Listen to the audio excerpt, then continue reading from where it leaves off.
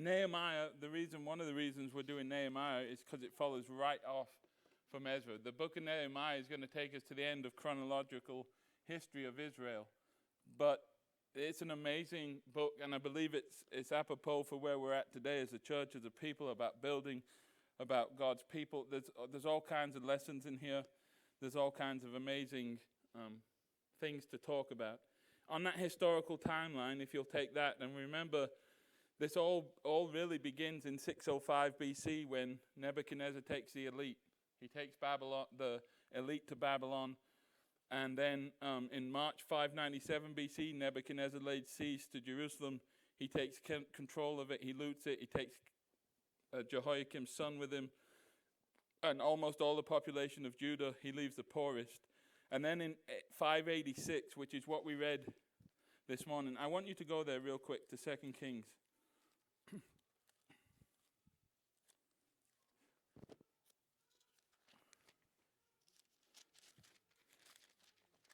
The 2 Kings chapter, let me find it. Chapter 24 and verse 18. It's what Dwayne read this morning, but I want to kind of see if we can glean something from this first. In 586, if you look at your historical timeline, in 586, Nebuchadnezzar destroys Jerusalem, and he finally takes the people into exile. So in 586, you have the third wave. Remember, there's kind of three waves of this taking Judah to Babylon: 605, 597, and 586. But what I really want to start with tonight is this idea. In Ezra, they had a lot to do. To build the temple, to do all of that. And finally in 515, they complete that after all what we went through with Ezra. And then when Ezra goes back, he finds that they've intermarried and there's all kinds of problems. Look, the Lord is asking you to do things. He has done, he will do, he'll continue to ask you to do some difficult things, right? And when I read this story and when I think about Nehemiah and Esther or Ezra or Esther or anyone like that, I think the problem we have is that we tend to focus on the cost of things, like the cost of doing something. You've been going through Genesis in life group, right, if you're following the curriculum. And I just want you to think about how bad it could be on the ark, right? Imagine how bad it could be on the ark. I mean, look at the ark and say, I don't want to go on the ark because of. There may be 1,000 reasons not to get on the ark, right? It might smell. It might have too many animals for your taste. You might not want to get locked up with your family for that long. There's all kinds of reasons to look at the ark and say, no, thank you. Here's the problem. What in the world's the alternative? Okay. So now all of a sudden the ark becomes what? Pretty attractive, pretty wonderful, pretty doable, right? I can either go in the ark and take whatever that means, or I can stay outside the ark and just swim for a minute and watch as the waters and watch everybody in the world die. This is what I mean. If Noah paid a price, right? Everyone thought he was a bit cuckoo. There was no rain. There was none of that. And he builds this ark. And 8 people decide it's worth it. It's worth it. Everybody else, and again, there's this. That passage always gets me when it says, and God locked the door. God closed the door, because I'm not sure Noah could do it. How do you close the door knowing that everybody you've just locked out dies? I mean, even the people you don't like, that's a bit rough. You're locking a door that you know everybody outside is dead. God did it for him. God locked the ark. And so I say all that to say, sometimes when God asks us to do something, it's not easy, it's not meant to be easy. But we concentrate on what it's going to cost us, and we tend to back off. Was being a king difficult? Well, and yet, look at 2 Kings chapter 24, verse 18. This really hit me when I was studying this. Zedekiah was 21 years old when he became king. He reigned in Jerusalem 11 years. His mother was Hamutal, the daughter of Jeremiah from Libnah. But Zedekiah, here we go. Here, they always do this. If you want to know about a king, I told you, you just read it's like his epitaph. It's like that one sentence In Judah, they had some good kings. In the 10 tribes, they never had one good king. I think that's right. I always get that confused, but I think it's in the north. They never had one good king. Judah had some good and some bad. Zedekiah was 21 years old. How much help do you need when you're 21 years old to be king? He reigned for 11 years in Jerusalem. And then it says, but Zedekiah did what was evil in the Lord's sight, just as Jehoiakim had done. Why would anybody do what was evil in the Lord's sight? And if that is a statement, how costly do you think that was for him? You don't have to know much about this Zedekiah to know, I mean, imagine if that's your grave. Did what was evil in the Lord's sight. Not great. Zedekiah, for whatever reason, refused to follow the Lord. Because why? Well, maybe his instructions were too hard or too difficult or whatever. I mean, we look at these commandments and we think, no, Lord, I can't build an ark. I can't give that. I can't say that. I can't do that. I can't move there, God. I can't. And look at what it says. These things happened because of the Lord's anger against the people of Jerusalem and Judah until, and this is crazy, he finally banished them from his presence. How much worse can that be? He banishes them from Jerusalem, this sense of his presence, and he sends them into exile.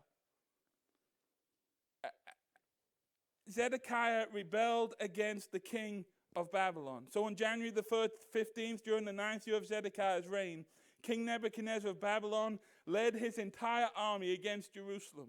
They surround the city. They build siege ramps against its walls. Jerusalem is kept under siege until the 11th year of Zedekiah's reign. But by July 18th, in the 11th year of Zedekiah's reign, the famine in the city had become very severe, and the last of the food was entirely gone. So here's what I'm getting at. Zedekiah had a chance for 11 years to do what God had asked him to do, right? Zedekiah had a chance to be a holy king. And yet he said, for whatever reason, no. Nehemiah is going to be tasked with, and in 50-something days, just over 7 weeks, he accomplishes the unheard of. Nehemiah isn't even in Jerusalem. Nehemiah isn't a prophet, a priest, a king. Nehemiah is just a cupbearer. He's just an ordinary person that somehow had enough faith and got a calling on his life, and he just followed it. And in what hadn't been done all of these years, see, here's the problem. The temple was built in 515. But here we are all these years later, 70 years later, and guess what? The walls and the gates are not done. So Jerusalem has a temple, but the people are in chaos. There's no walls, which makes you vulnerable. There's no gates. There's that stench of destruction still, that stench of defeat still. And they've come back, and you see on that timesheet, you can see how all of this plays out. Ezra travels in 458 to Jerusalem. That's where we left it, where they had intermarried. And in 445, so 70 years after the temple had been rebuilt, Nehemiah is going to travel to Jerusalem. 70 years, no walls, all of this stuff. And it says there was a famine. A section of the city wall was broken down. The city was surrounded by the Babylonians. The soldiers waited for nightfall. They escaped. His soldiers escaped between the two walls behind the king's garden, and they headed toward the Jordan Valley. But the Babylonian troops chased the king and overtook him on the plains of Jericho, for his men had all deserted him and scattered. Zedekiah had no men. He had no food. They captured Zedekiah and they took him to the king of Babylon, where they pronounced judgment upon him. I just want you to picture this, and this is a long way of saying, they made Zedekiah watch as they slaughtered his sons. They watched, Zedekiah had to watch the Babylonians slaughter his sons, and then to top it off, they gouged out Zedekiah's eyes, bound him in chains, and led him away to what? To Jerusalem. This is in 586 BC. 70 years before the temple would be finished, and 140 years before what we're talking about in Nehemiah. Here's what I'm getting at. Do you think Zedekiah was like, well, this was worth it?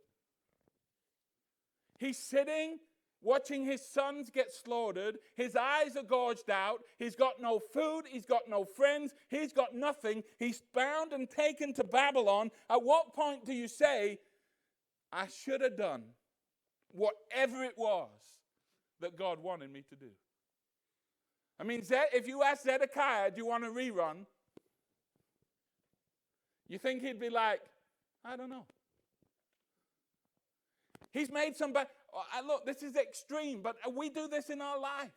We get scared. We get fearful. We don't know what to do. We don't know where to go. And so we say no. And we might not end up having to watch our sons get slaughtered and our eyes gouged out. But man, we have to reverse this idea that, Lord, it's too costly and I can't do it, and do a Jonah and try and run away. Because what we'll learn and what we'll understand is when Nehemiah, I mean, when you contrast Zedekiah and Nehemiah,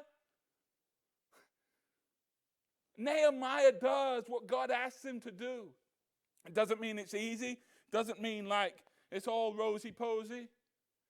But I'm telling you, we've got to stop. When the Lord asks us to do something, it's like we sit there and like, wait, let me evaluate that. Let me see how much that's going to cost me. And I don't want to do that, God, so I'm not going to do it. And what I'm telling you is not doing it always is more costly than just doing it. Because even if doing the will of God costs you everything you have, there's that inner man, all right, your inner man's okay. Zedekiah, I mean, look, if you were to counsel Zedekiah, what would you tell him? Dude. I mean, could you sit with Zedekiah and him tell you, well, it was worth it? No. Are you crazy? And time again, we face this in our life like, God, if I say no to you, then what? So Nehemiah chapter 1.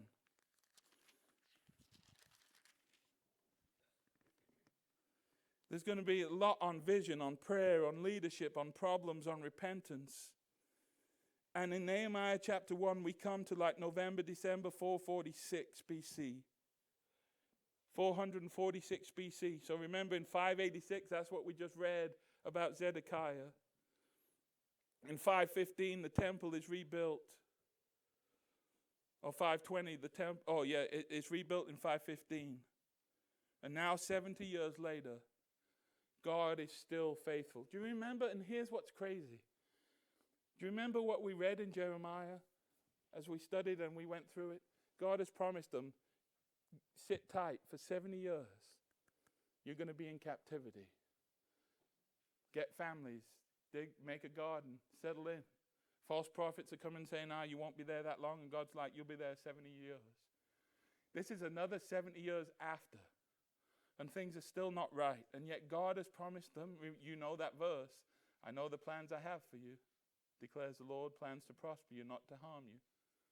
And yet God is still there. And what's amazing is God looks at one man. God looks at one kind of just regular dude and says, I can do amazing things in you and through you. And I believe the Holy Spirit's only on Nehemiah, not even in him. And Nehemiah is a really interesting character. And again, do you want to be Nehemiah? I don't really want to go back to Jerusalem and deal with all of this. Nehemiah is going to get hammered. He's going to get in spiritual warfare because he takes on God's task. That's always going to happen, right? He can sit in Babylon. Again, that's his choice. Sit in Babylon and do your thing, or in the Persian Susa, or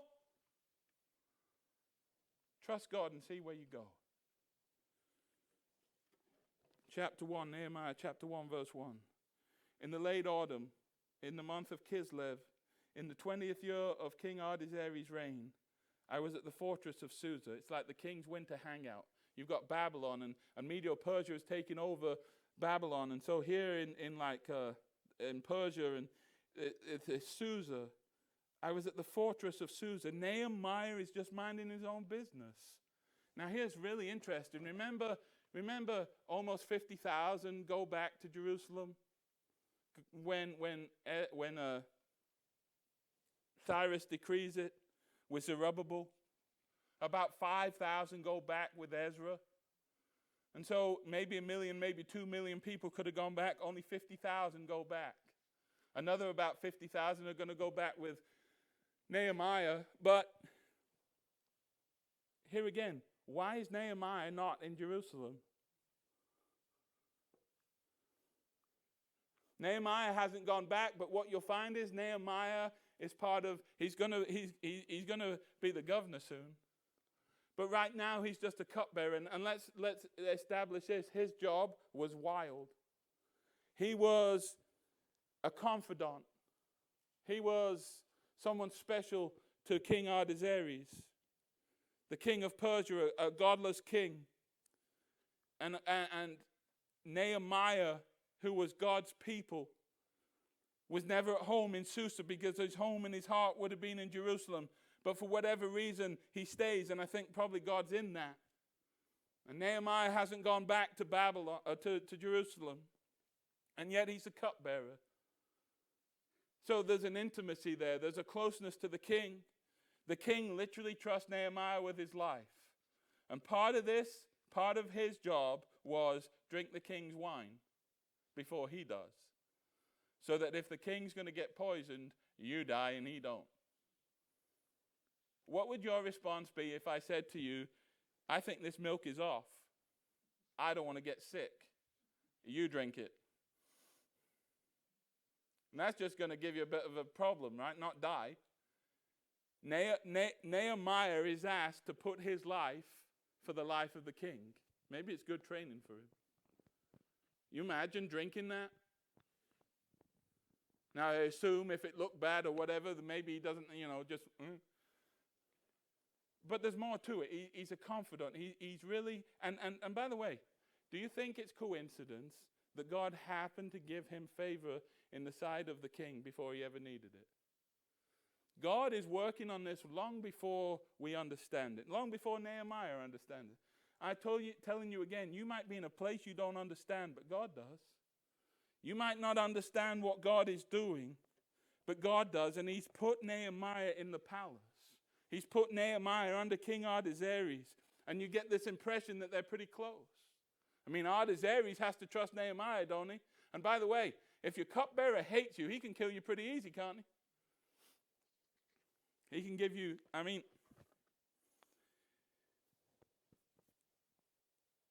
in 446, around November or December, he was at the fortress, again, minding his own business like the shepherds. Hananiah, literally I believe one of his physical brothers. Listen, God does nothing haphazardly. Why is Nehemiah not gone back? Why has Nehemiah never gone back? Why did his family not go back? All of these questions. And yet he says, one of my brothers came to visit me with some other men who had just arrived from Judah. In the right time, at the right place, his brother with some other men that had been in Jerusalem, coming from Judah, come back to Susa, and Nehemiah meets them. And look at what his question is. Look at what he's bothered about. Look at the heart of Nehemiah. I asked them about the Jews who had returned there from captivity and about how things were going in Jerusalem. God gives you the desire and the power to do that which pleases him. Nehemiah on his own may not have this ambition and this desire. But God, have you ever noticed that God, long before, if you look at missionaries, do you think they just wake up one day and have a passion for someone? What God does is, at 12 years of age, he sends you on a mission trip that you have no idea about. And then, you see, if you listen to missionaries, there's 95% of the time, I won't say always because someone's going to be like, what? All right, 95% of the time, you know what you hear a missionary say? I went on a mission trip. I just went. And now I have a heart for those people. You know what God doesn't say as a 12-year-old? Go over there and that's where you're going to live forever and I'm going to call you and it's going to get really interested. You might die. He just does it.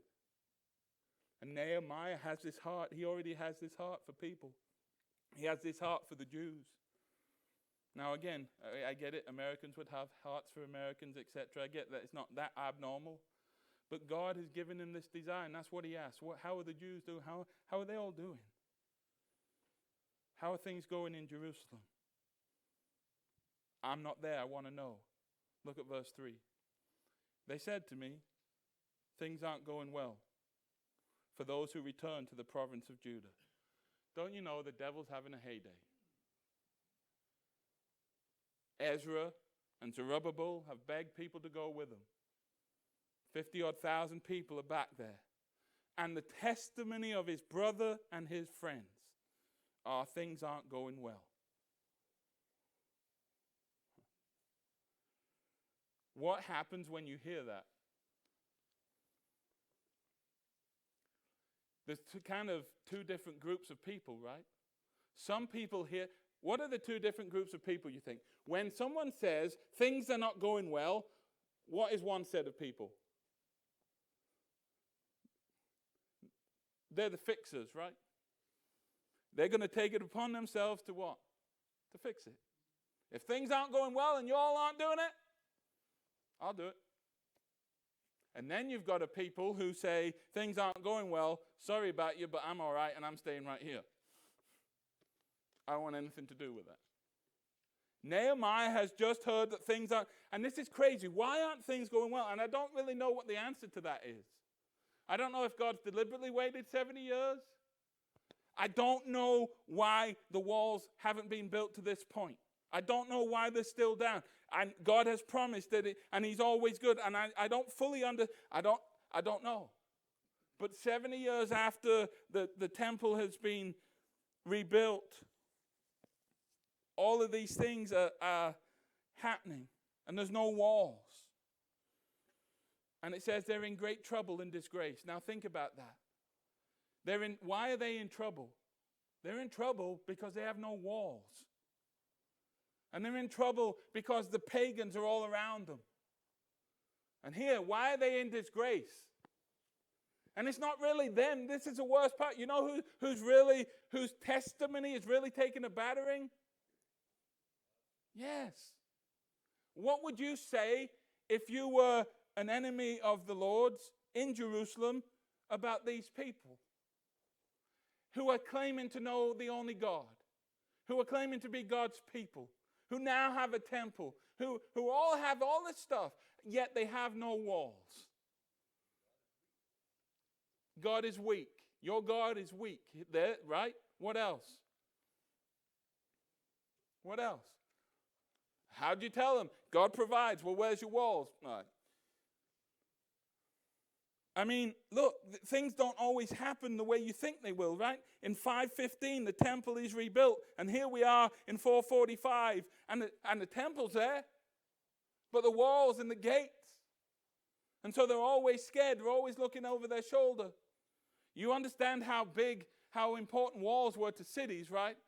Now, you can put too much stock in walls. Remember Jericho? They double-layered their bad boys. They thought they were invincible, and God just blew it down. So I'm not saying that, all our hope's in our walls. That's not it. But people would look at Jerusalem and say, where's your God? Where's your God? And I don't know that the Jews had a really great answer for that. And who would have thought that dude, still in Persia, still in Susa, whatever, still under the king, who would have thought that Nehemiah, who's not king, priest, prophet, anything, would be the answer? I'm telling you, you don't know what God has for you. You don't know what God is calling you to. You don't know what God has trained you for. I keep telling you, whatever he's told you in the past that hasn't yet come, learn from it because it's coming. And God has allowed Nehemiah to be under king. How did Nehemiah become cupbearer? I have no idea, but I can tell you this, God did it.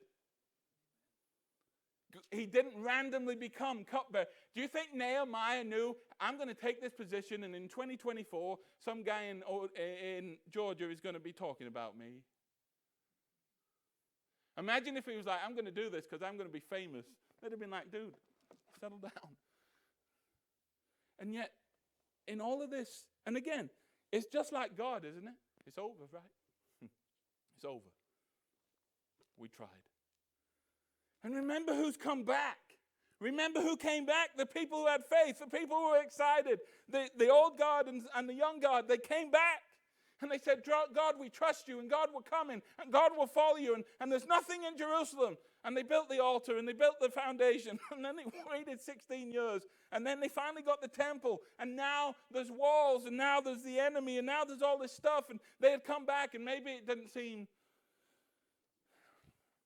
and they just sat there, and there's no walls. And imagine day by day, people were like, well, what do we do? Here's God's promises, and here's where we're at. Where's the answer? And man by man, they would be like, I don't know. And nobody has taken up this challenge. And yet God looks at Nehemiah.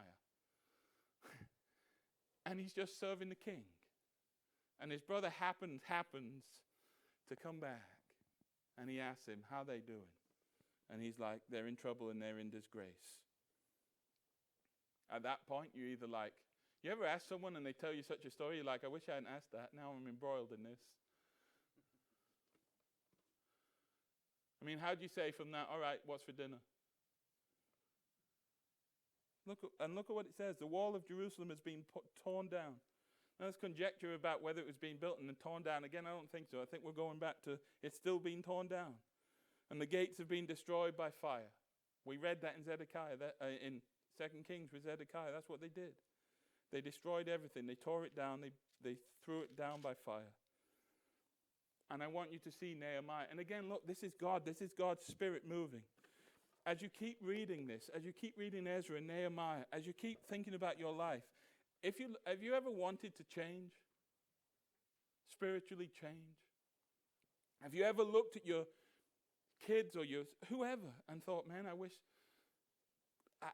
it was different with you? All the way through this, keep coming up. The Spirit moved, the Spirit moved, the Spirit moved. Lest the Spirit move, we got nothing. And the Spirit is all over Nehemiah. Do you think he's the first one or the only one to know the Jews are struggling? He isn't.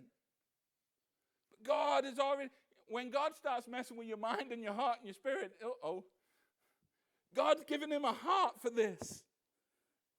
When I heard this, I sat down and I wept. Think about that.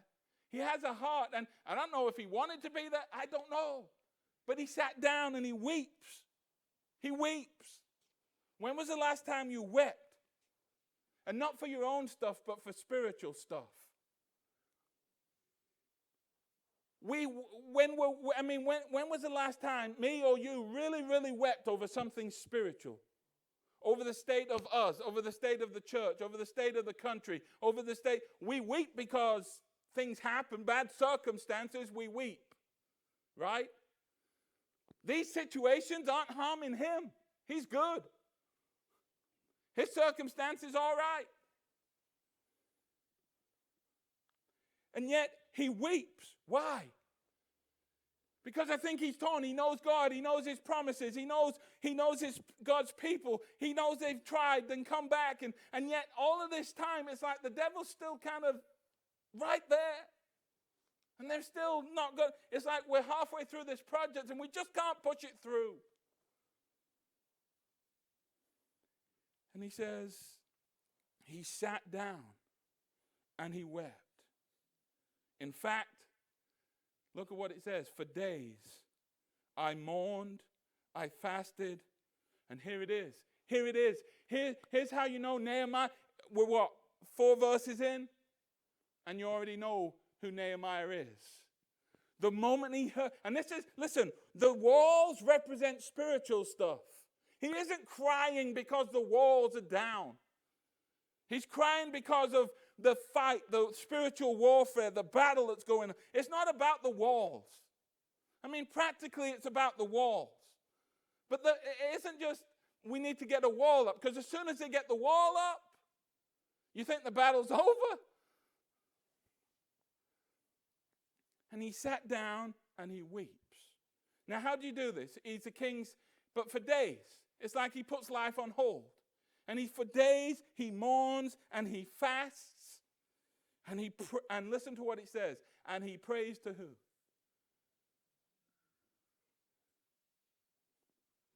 He prayed to the God of heaven.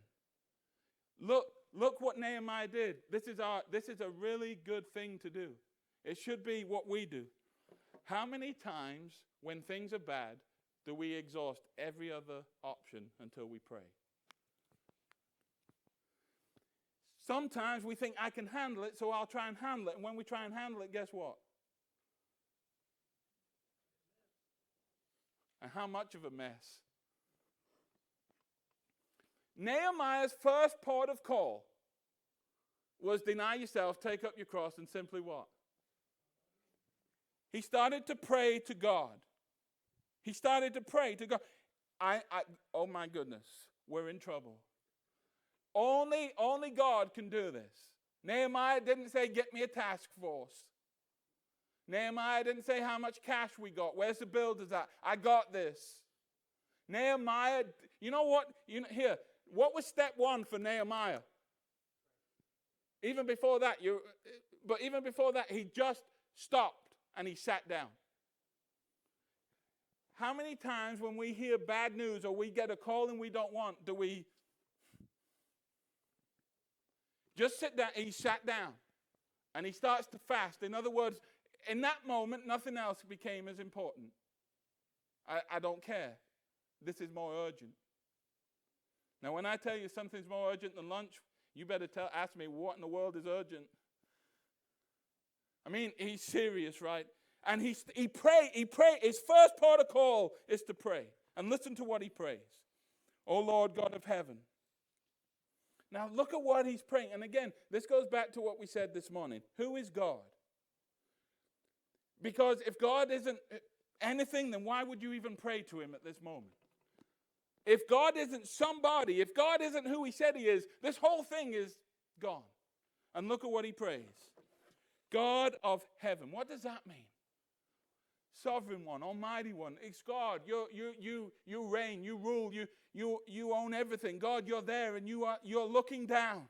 And what seems impossible to me is easily possible for you. And Nehemiah starts to pray and he says, God of heaven, the great and awesome God, who what? Who keeps his covenant. God, this has rocked my world. I don't understand how all of these years later we don't have walls. I don't understand, God, why they've been in captivity for 70 years and now they've been without walls for 70 years and we're 140 years into this and nothing seems to be happening. But I do know this, that you're the God of heaven, that you are the great and awesome God, and you keep your covenant.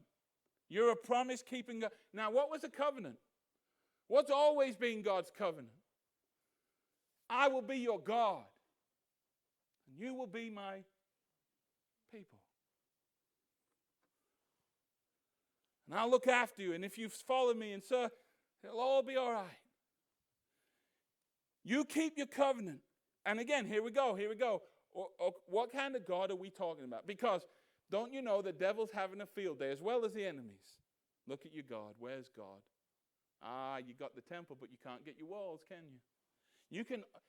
You can just imagine. You ever had someone really test your patience and kind of dance in front of you and mock you?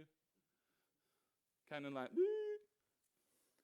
it's almost like all the enemies were like, you got no wall. You are weak. You are vulnerable. You're nothing. And Nehemiah prays and he says, you keep your covenant. And it's a covenant of unfailing love with those who love you and obey your commands. God, if we'll love you and we'll obey, here again, I want to be free, but in that freedom, I have to obey your commands. God, the reason we're here, in part, at least, is because we haven't followed your commands. Remember what we read with Zedekiah? It was because they didn't follow the commands of God that God allowed all this to happen. And so he prays, you have unfailing love with those who love him and obey his commands. Again, look, this might sound easy, this might sound just kind of basic, but God loves you unfailingly, no matter what you go through. You have to believe that. Oh, I know that. Well, do you? in your deepest, darkest moment, you have to believe that God hasn't failed you, that his love hasn't failed you. What your eyes have seen things your eyes never wanted to see. Your ears will hear things you never wanted to hear. But in that moment, in that bone-crushing, spirit-crushing moment, you have to believe that God unfailingly loves you, that he can't love you less and he can't love you more. That was settled at the cross, that God loves you. That yes, you'll be disciplined, and yes, yes, but God loves you. You see, if God doesn't love his people, then what? He says, you have unfailing love. You keep this covenant. And he says, I'll be faithful to how many generations? Every generation God is. That's part of that covenant. And then he says this, those who love you, those who obey your commands, listen to my prayer. Nehemiah says, God, please, please, please, will you listen to my prayer? Next time we get in a really bad moment, this should be it, right? God, I know who you are. I know you love me. I know, God, you are great. You are awesome. But here, listen to, and we get an insight now into Nehemiah's heart. Listen to my prayer. Aren't you glad he's not shouting and screaming and going telling other people and just nervous and frightened and scared? And look at what he says. Look down and see me. I love that thought. Here's holy, awesome God. God's a spirit. You can't really see him. You can see Jesus. But here's God in heaven reigning and ruling. And think about this. Does God look down on you? Not look down as in look down and his nose at you. But does God see you? Tonight, you ever felt alone? You ever felt like no one understands? You ever felt whatever? And yet God is in heaven and he looks down and he what? This is the picture. You're up and I'm here. I have to look up. You have to look down. And one day, all of creation is going to be set before, the whole world is going to be given to Jesus. And he's going to conquer sin and death. We've talked about it. And then he's going to give that all over to the Father. I love this thought. Look down, look down. Again, think about that.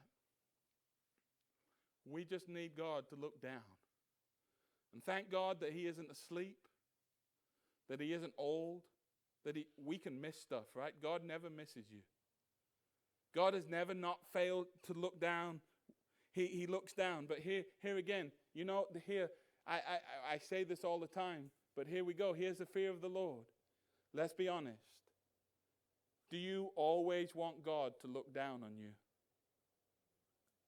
Honestly. Do you want God looking at everything you're doing? You don't. And I don't.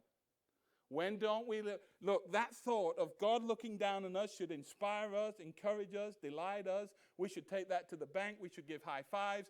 Tasha, I don't know, but God's looking after us. How cool is that?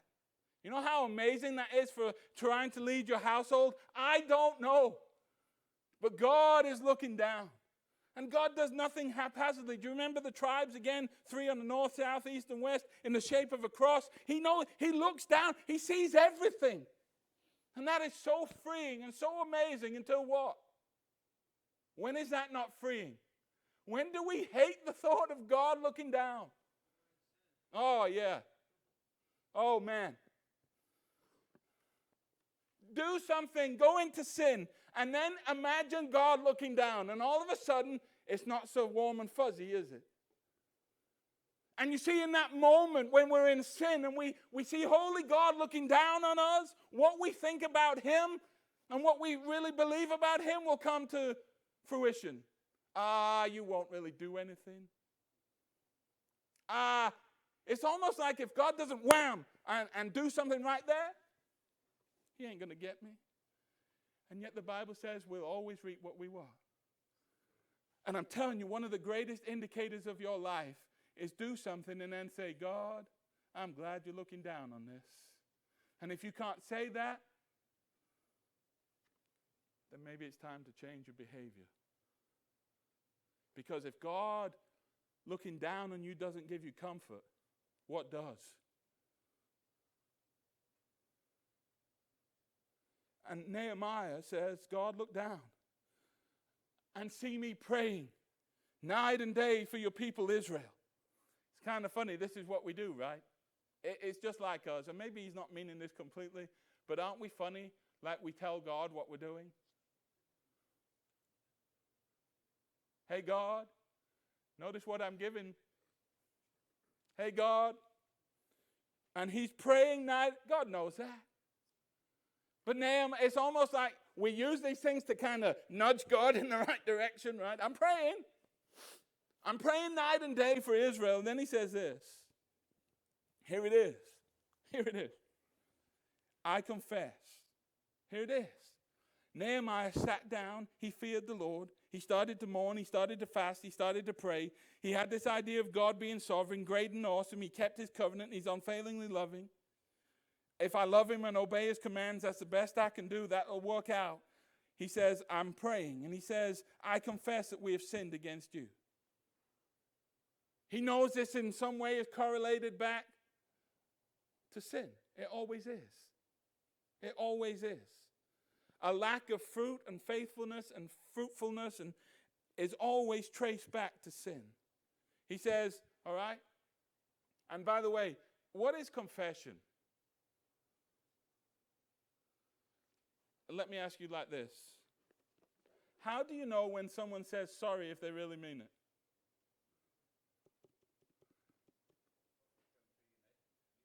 Okay, well, that's step one. They come and ask for your forgiveness. But how do you know that's genuine?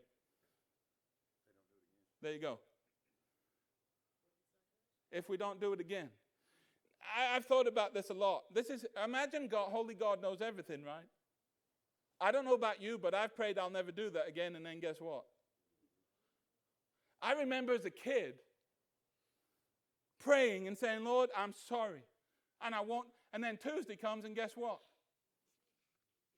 And I'm like, Lord, And you know what's funny? He's so gracious. No, look, he disciplines us, but he is so gracious and so merciful. If that was me, I'd be like, oh, really? Because on Tuesday at 6:05, here we go again. And yet God, I pray and say sorry, and he's like, okay, I'll see you next week. Same thing. But true confession is a turnaround. It's not just, and again, look, there's a difference. People say sorry just to get out of trouble, right? There's a lot of people sorry in court. There's a lot of people sorry when they get caught doing something. We're sorry. And what that really means and what we've been through with Landry is, okay, sorry doesn't mean no ramifications for that. Like you can't just say sorry and then, oh, well, no problem. And sorry doesn't mean, I don't know, and I'm just as bad, but it's much easier to talk about her sins than it is mine, so we'll just continue down there. But I don't know how many times we say, Landry, we can't, every time I say something, I'm sorry, Dad. Landry, this is like time 28 we've said this. We can't. He starts to confess. He starts to pray. And he says, we. And look at what he says. Even my own family. Here's this kind of progression. And I don't know if he says, we, and he says, even my own family. It's like he leaves himself what? Listen, it's easy. It's much easier for me to pray, we've sinned. It's definitely easier for me to pray, you've sinned. But he says, we've sinned corporately. That's not that big a statement, is it? Standing up and saying, we've sinned. Well, all right. No one's going to go home and say, you know, Pastor said we've sinned. We've all sinned. But look at what he says. We have sinned against you. God's people have sinned against him. Even my own family Jews and his own family. And then he says this. What does he say? And I have sinned. All right? How do you know if that confession holds or not? You have to stop doing whatever it is he knows what he's done. Whatever he's done, I have sinned. He's not like, I don't know what I've done, Lord. He as soon as he hears about the plight of his people, he correlates it with sin. We got to stop. We have all sinned. It's not you, God. You are great and awesome. You're unfailingly loving. It's us. We have sinned. Even my own family and I have sinned. Here's what they did. Look at what it says. We have sinned terribly by not obeying the commands, decrees, and regulations that you gave us through your servant Moses. Moses had given them. They would have them. They knew them. They understood the commands, the decrees, the regulations. You know, what would it have been like if he was like, well, I confess it, but to be fair, your regulations were kind of weird. I didn't understand your regulations. There's none of that. Your commands, your regulations, and your decrees. Remember what the psalmist said this morning? They're fair, they're perfect, they're awesome. I raise at midnight to thank you for your just regulations. And he says, your servant Moses didn't mess it up. Moses told us what you expected. We knew better, and we just what? We just didn't do it. Look at verse 8. Please remember what you told your servant Moses. If you're unfaithful to me, I will scatter you among the nations. And by the way, that has come true. They've been everywhere. The 10 tribes have gone, the 2 tribes have gone. God has scattered his people. So when Nehemiah is saying, hey, remember God's promises, if you are unfaithful to me, I'll scatter you among the nations. The craziest part of that Zedekiah story is you'll flee from my presence. If you're unfaithful, I'll scatter you among the nations. Now, what is that really a picture of? Think about it. What is the big deal about being scattered among the nations? There's no temple there, right? That's one bad thing. If you're not in Jerusalem, if you're not where. But think about it. You're surrounded by who? You're surrounded by the enemy. Being scattered. It's this picture and somewhat of. Now look, can you have God in Babylon? Yeah. But there's this picture of this distance, this barrier that this creates when you're not close, when you're not there. It'd be better to be around God's people. I'll scatter you among the nations in a place. And by the way, if you can't hack it with God's people, how in the world are you going to live in a world of foreigners and make it there? And look at what he says. You told us, God, we're crazy. You told us, if we're unfaithful to you, you'll scatter us. And that's it. You've done it. Then he says, but if you return to me and obey my commands. Did you catch that? There's always what? But if you return, and you obey my commands, here we go. You can't just say I'm returning. You can't just say, oh, I'm sorry. No. If you truly obey my commands, I'll take you back. Then even if you're exiled to the ends of the earth,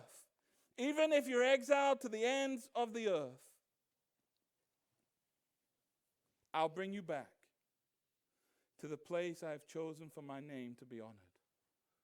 Think about that. When you're ready, I'm here. And how are we going to get back from Babylon to Jerusalem? God's going to do it. How am I going to get back from wherever they're scattered to the ends of the earth? How are we going to get back to where God is honored? And God says, I'll take care of it. I'll do it. And he's going to do it again. Look at verse 10.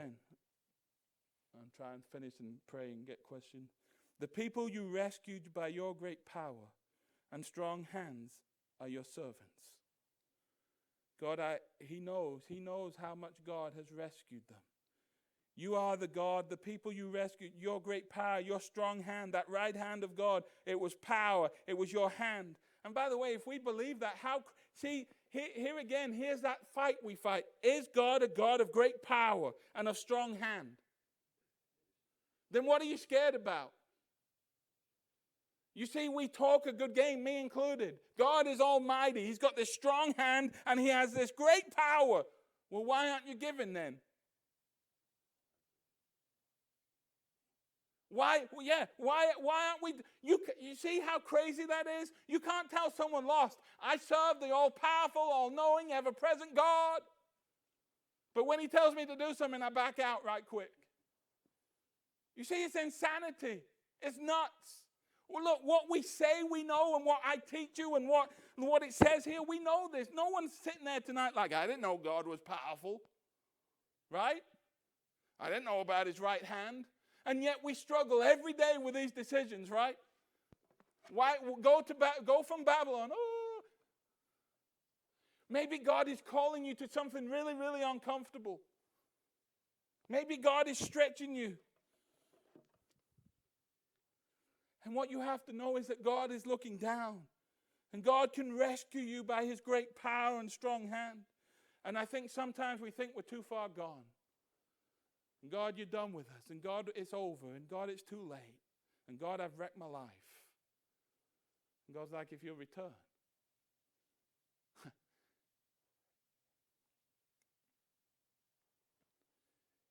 He says, we're your servants. Please, Lord, please hear my prayer. And here it is, and I'll finish. Don't miss this. Please hear my prayer. Lord, if you don't, here's the thing. If God isn't looking down, and God isn't awesome, and God isn't powerful, and God doesn't answer our prayer, what have we got? We need his voice. We need his hand. Lord, hear our prayer. Hear my prayer. And it's not just get us out, get us out. It's like, God, I confess.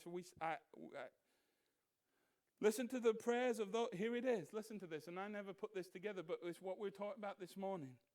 Listen to the prayers of those of us who delight in honoring you. God, that's the difference. That's when you know we're really confessing. When we delight in you. When we delight in you. Listen to the prayers of those who delight in honoring you. And then he says this. In the next chapter, we're going to see that King Artaxerxes, just like all the other kings in Ezra, gives him favor. A pagan God is about to do what Nehemiah needs him to do. God's put him in place. God's changing hearts. And look at what it says. And I hadn't caught this before. He says, you see, I read chapter 2 and the king grants Nehemiah to go back. And it's like, well, that's good. But do you catch what happened in the first bit? Please grant me success today. Nehemiah, what? God's already given him the plan. God's already working on him. He already knows. God, you're calling me to this, ain't you? And the first thing God did was, you need to confess. You need to get right. And when you're clean and when you're good, I'm good. Nehemiah said, why does Nehemiah need success?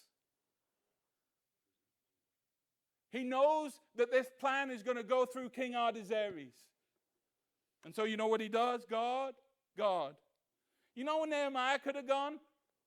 I'm a good servant. Give me favor. Give me favor. God, whatever, do you believe that? Whatever God has for you, if he gives you favor, man, God, just open it. You might say, God, those doors will never open. I can't do what you're asking me to do. Those will never open. You know what we should be praying? God, give me favor. Give me favor at work. Give me favor wherever. Give me favor. He said, make the king favorable to me. And here is the answer. Here it is. Put it in his heart to what? What does it say? Put it in his heart to be kind to me. God change. You know what God says? You've got to work in his heart, God. I'm in. I'll confess. I'm in. I need success. I know what you're doing, God. I know you're calling me. I'm just a cheap cupbearer. I'm nobody. I'm nothing. But if you're calling me, I'm in. And God, I can't go without changing. And I confess and I need help. And God, if you'll be with me, remember your promises. Remember you said if I come back, you'll take me. And that you'll use me. And give me favor in front of the king. I love that. And then he says, put it into his heart. Do you see how does God work? How does God move King Artaxerxes? From the inside out. How many times have we got people in our lives that seem like, man, God, I'm trying to witness to these people. Nothing's happening. Maybe we should just ask for favor. Maybe what we need to be praying is, God, move on their heart. Because I'm telling you, if God doesn't stir their heart, you know what's going to happen? Nothing. And God looks at Nehemiah and says, step one, you need the king, don't you? So I'm going to give you a desire to pray for favor. And when Nehemiah gets permission, you think he says, wow, that was lucky. When the king says you can go, you know what Nehemiah knows? That was God. That was God. Does anyone have any questions, thoughts? It's a miracle we made it through chapter 1. All right.